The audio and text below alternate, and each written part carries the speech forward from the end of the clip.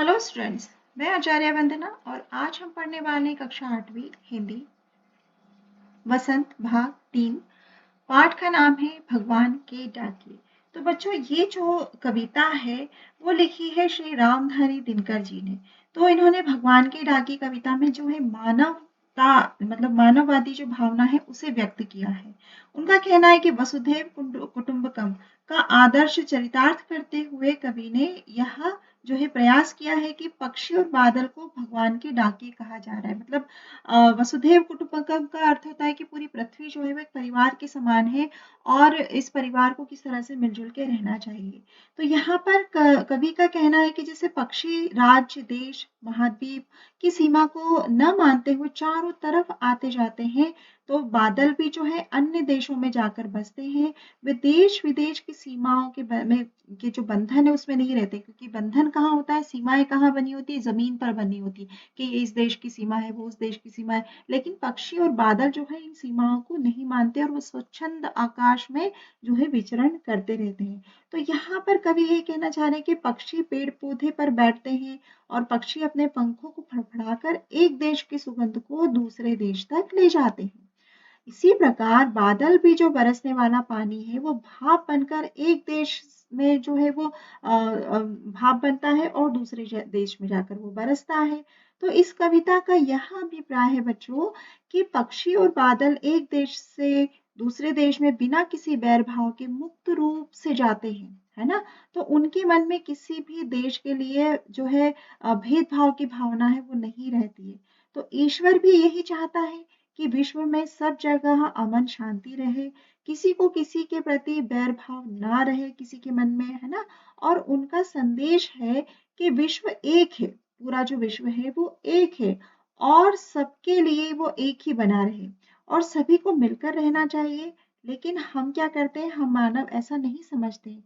जबकि पक्षी और बादल ईश्वर के संदेश को भली भांति समझ लेते हैं और उसकी उसी की तरह काम करते हैं। किसकी तरह, ईश्वर की बनाई हुई जो है रचना है उसकी तरह वे काम करते हैं। तो इसी से हम पक्षी और बादल को भगवान के संदेशवाहक और डाकिए कह सकते हैं कि वे एक देश की मिट्टी और खुशबू को ले जाकर के दूसरे देश में फैलाते हैं और बिना किसी सीमा के भेदभाव के, है ना। चलिए शुरू करते हैं, क्या दिया गया है। तो यहाँ आप देख रहे हैं कितना खूबसूरत सा चित्र हमारी पुस्तक में दिया गया है कि पक्षी और बादल किस तरह से वो उड़ते हुए स्वच्छंद आकाश में उड़ते हैं और एक देश की मिट्टी की खुशबू को दूसरे देश में ले जाकर फैलाते हैं। तो यहाँ कहा जा रहा है पक्षी और बादल ये भगवान के डाकिए हैं जो एक महादेश से दूसरे महादेश को जाते हैं। हम तो समझ नहीं पाते हैं, मगर उनकी लाई चिट्ठियां पेड़ पौधे पानी और पहाड़ बाँचते हैं यानी कि पढ़ते हैं। तो बच्चों, यहाँ पर कवि जो है वो ये कहना चाह रहे हैं कि पक्षी और बादल जो है को भगवान ने बनाया है। हालांकि भगवान ने तो हर वस्तु को बनाया है ना। तो पक्षी और बादल जो है उनको स्पेशली भगवान ने बनाया है। वो यहाँ पर कवि एग्जाम्पल दे रहे हैं हमें कि वे डाकिए का काम करते हैं। पक्षी अपना संदेश जो है एक देश से दूसरे देश तक जाकर सुनाता है। बादल पानी बरसाकर अपना संदेश एक देश से दूसरे देश तक पहुंचाता है, यानी कि एक देश में पानी जो है तालाब नदी से भाप बनाता है और दूसरे देश में ले जाके उसे बरसाता है। तो हो गई ना बात कि एक देश से दूसरे देश संदेश पहुंच रहा है।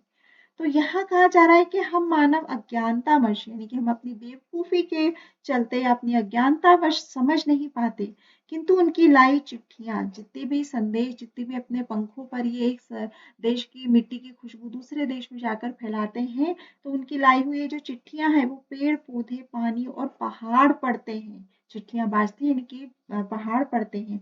अर्थात ये सभी पक्षी और बादल जो है वो भावनाओं को समझते हैं और एक देश से लाई हुई खुशबू को दूसरे देश में ले जाके पहुंचाते हैं।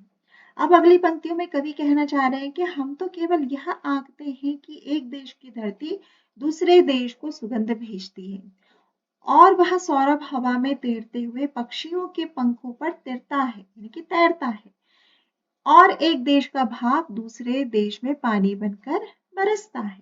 तो यहाँ पर कवि जो है वो कहना चाह रहे हैं कि एक देश की जमीन से वहां के फूलों से उठने वाली जो सुगंध है वो दूसरे देश तक जाती है। धरती की सीमा सुगंध को नहीं रोक पाती है ना। धरती की सीमा जो है इंसानों को रोक सकती है लेकिन सुगंध को नहीं रोक पाती है। उस सुगंध को हवा में उड़ने वाले पक्षी अपने पंखों पर जो है हिला हिला कर दूर दूर तक पहुंचाते हैं, एक देश से दूसरे देश तक पहुंचाते हैं। अब यहाँ पर कवि कह रहे हैं कि एक देश से उठने वाला जो भाप है ना, जो वाटर वेपर्स है, तो कहा जा रहा है कि एक देश से उठने वाला जो भाप है वो दूसरे देश को ठंडा हो करके पानी बनता है और वहीं पर वो बरस जाता है। तो इसी प्रकार पक्षी और बादल जो है वह संसार वासियों को प्रेम का संदेश सुनाते हैं और हमें उसे समझने की कोशिश करनी चाहिए।